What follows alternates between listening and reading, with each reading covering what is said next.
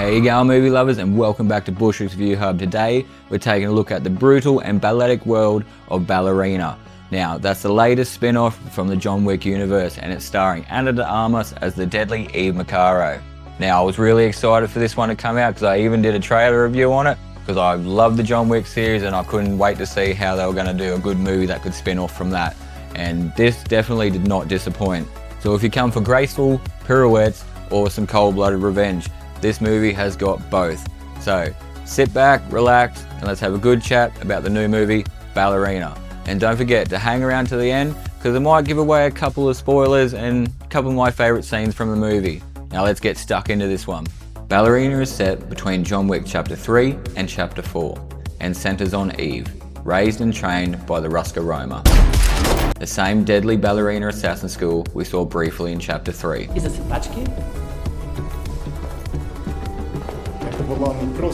When her father is murdered by a shadowy assassin cult, Eve defies the rules of her syndicate, sets out for revenge, and leaves a trail of bullet casings and blood-stained tutus across Prague, Budapest, and Austria. Directed by Les Wiseman from Underworld and written by Shay Hatton, this thing is loaded with Wick-style action, neon-drenched visuals, and deeply rooted lore. But how does it hold up against the other mainline Wick entries? That's for you to decide.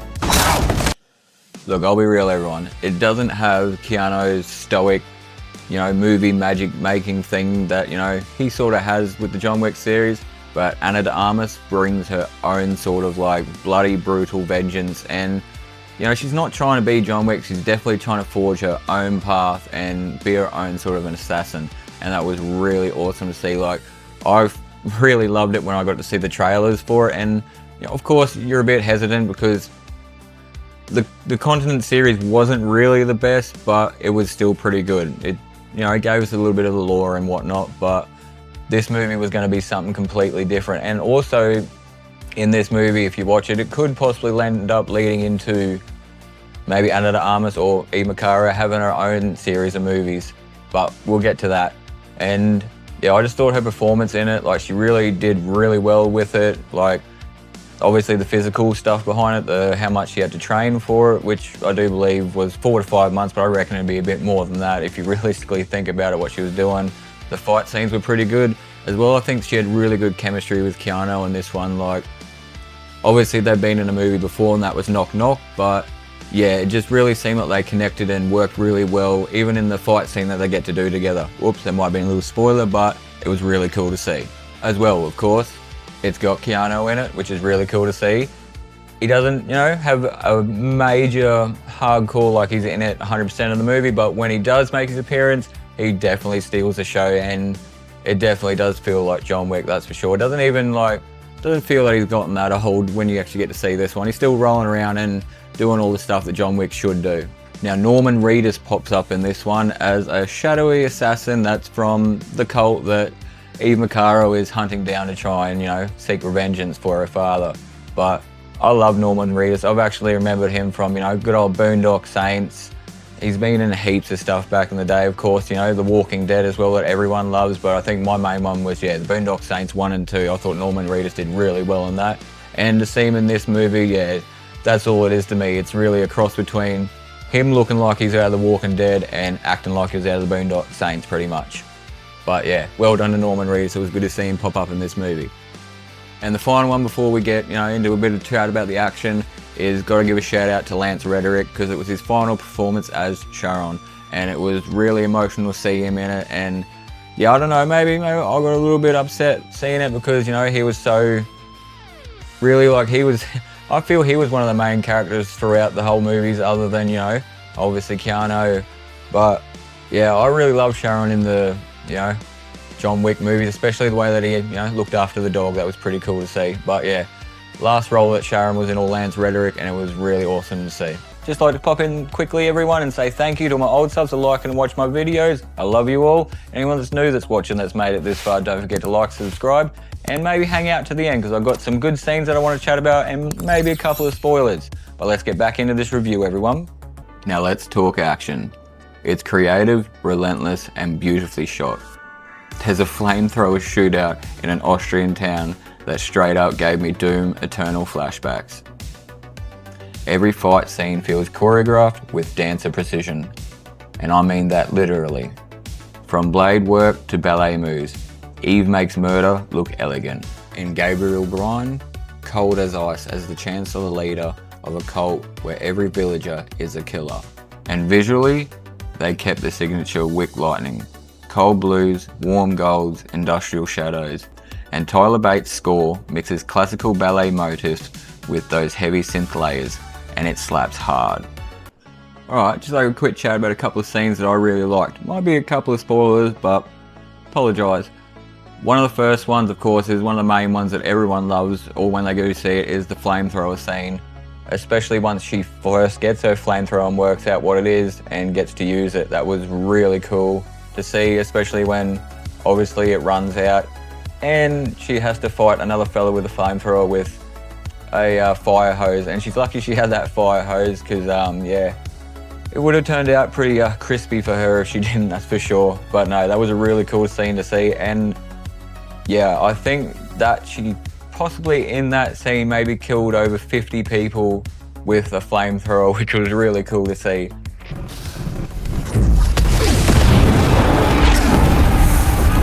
As well as one of the other ones is the actual village that she goes to.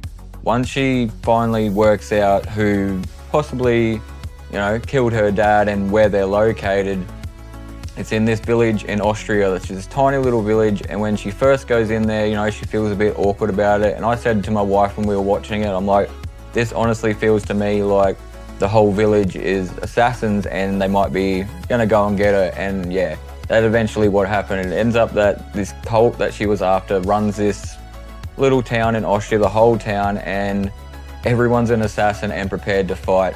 And even the children are trained from a young age, which is what turns a couple of the people in the cult that don't really want that. They want their children to have free lives rather than have to grow up to be assassins. But Eve didn't know that, or Ana de Armas' character Eve didn't know that when she was first walking into the town. And yeah, that's where a couple of the other really great scenes that, you know, I love come from, the fights that happen in that town. But because of all the damage she does with a lot of those fights, you know, one of them happens to be with skates. I love that scene. She kills a fella with skates. There's another scene where she runs around with a lot of grenades and kills a lot of people with grenades, and at one point even gets a fella and jams a grenade into his mouth, pulls the pin, hides behind a door, and yeah, he, you know, you get the picture of that, sort of leaves this world in a very explosive way, as we could say it, and that was really cool to see. But yeah, once she causes a bit of havoc there and they can't actually catch her, that's when the leader of the cult there makes a phone call to her family, the Rumaroska, and they're like, no, we didn't sanction this, but we can help you out. And that's when they say, we might send in a fella that can help you out. And of course, the Baba Yaga, John Wick, Keanu, gets called to sort out the problem. And that was another cool little scene that popped in there, was when obviously Eve Macarro and the Baba Yaga actually get to fight. But you could definitely see in that fight that, of course, John Wick was sort of letting her win, and I don't know, he sort of liked her story. And then eventually, after they fight for a little bit, he tells her she's got till midnight to do what she wants to do, and if she doesn't do it, he's going to do the job he was sent there to do. But yeah, I'll leave that one so you can watch, because it's a really good scene, and hopefully you check that one out. But as well, like, it's not just all those fighting scenes that are really cool. I like going back to near the start where she first joins, you know, the ballerina school and is going to start to become an assassin. And after she does a couple of, you know, months there or years there and grows up, whatnot, there's a scene where you actually get to see John Wick himself walking down the stairs and everyone's there. And then of course she goes and meets him and wants to talk to him. And that was really cool how they introduced that. And, you know, of course it's between 3 and 4. And obviously I'm pretty sure it's the scene out of 3 that you get to see him walking down the stairs and everyone's looking. But it almost felt to me like there are a couple of little Easter eggs there. Like when you first get to see her dancing on the stage and you see her back tattoo, that almost reminded me of the second one, I'm pretty sure, when he went back and seen his family after a long while. But yeah, that's one I think I'll leave out for all the viewers to check out. And then just, yeah, the last one was a little quick one, was of course when she was training.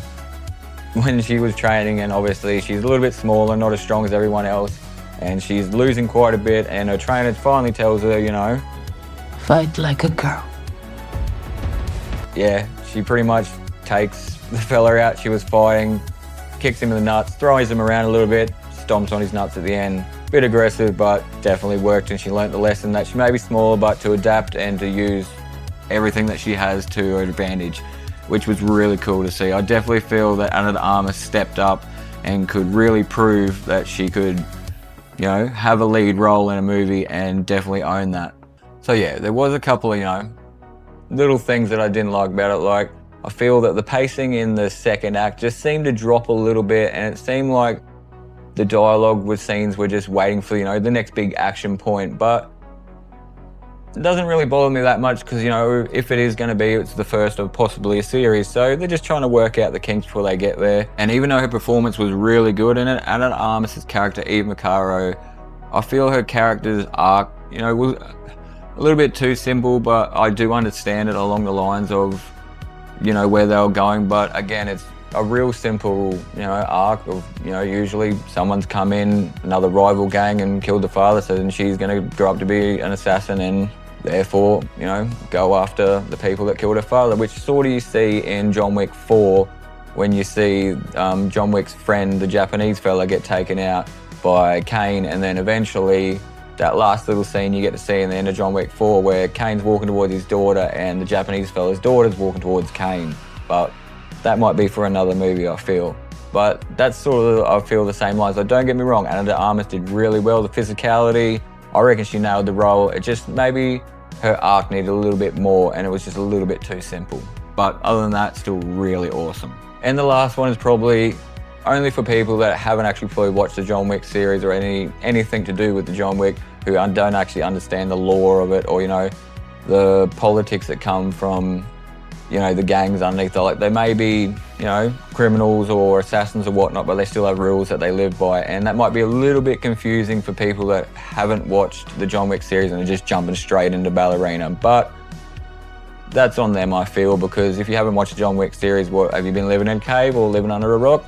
Because it's pretty epic and you should definitely check it out. All right, we've come to the spoiler talk, everyone. So if you don't really want to, you know, hear any of the spoilers, this might be the time to skip this time stamp and just, you know, go right to the end and just, we'll have a little chat about that after. But everyone else that's seen the movie, let's have a chat about the ending. So the Chancellor turns out to be Lena and Eve's grandfather. Yep, surprise family reunion, mid-assassination plot. Kill them both. And then you got Lena being Eve's long-lost sister. A cool twist, but her death felt rushed, like they set her up for a trilogy and then cut her arc short. And I gotta admit, it's kind of sad that, you know, she finally got to have a family member and her life got cut short because the people in the cult didn't really appreciate that. And then, of course, the moment that we all waited for was when the Baba Yaga, John Wick himself, shows up. Not just for a cameo, but to take Eve out. That sparring match was brutal. Just leave. But Wick lets her go. Gives her till midnight and even helps her from the shadows. That's cold assassin respect right there. And I've got to admit, it was really cool to see. Like, I had a feeling that Mr. Wick was going to do it his way, and he never really follows the rules anyway. And the final one we got is when Eve actually kills the Chancellor and saves Ella. It's a solid full circle payoff, but the final scene with the bounty on her head rising clearly sets up a sequel or a crossover. And that's where you get to see her standing in a theatre watching some ballet, and then a ding comes on her phone, and next thing you know, she's got a bounty on her head for $5 million, and she slowly proceeds to walk out. Now, that, I guess, is where they're leaving it for more movies or some crossovers, but that would be really interesting to see how they do that. So here's my final thoughts on it, everyone. Ballerina may not be a perfect movie, but I tell you what, it's a damn entertaining ride. It's stylish, savage, brutal. It's got some killer fight scenes, pretty good story, and really cool lore behind it, especially if you love the John Wick series like I do. And I feel hopefully they continue with it and we get to see more of the Ballerina series, because that would be really interesting to see who's coming after her for her bounty. And my rating for it, I would definitely give it an 8 out of 10. It's definitely worth a watch, even if you haven't seen it. Maybe go watch some John Wick movies if you haven't actually ever seen any of them before you hit Ballerina, because it might be a little bit too confusing, but that's up to everyone else to decide, not for me to tell you what to do. You can go watch it if you want, but yeah, I would definitely put Ballerina as one of my top movies of this year, everyone. As usual, everyone, we've come to the end now, but now it's your turn. It's up to you to decide. Have you actually seen the movie Ballerina? Do you think it's actually a worthy spin-off for the John Wick series or not? Let me know what you think. Drop it down in the comments and I'll definitely get back to you and have a chat about it. I normally answer back to every comment that's there. And as usual, everyone, just like to thank my old subs for liking and watching my videos. I love you all. It's been an awesome ride and I'm going to continue on making videos for you. And anyone that's new that's watching that's made it this far, don't forget to like and subscribe and maybe go check out some of my videos on my page. You might just like them. And as usual, I will catch you on the next one.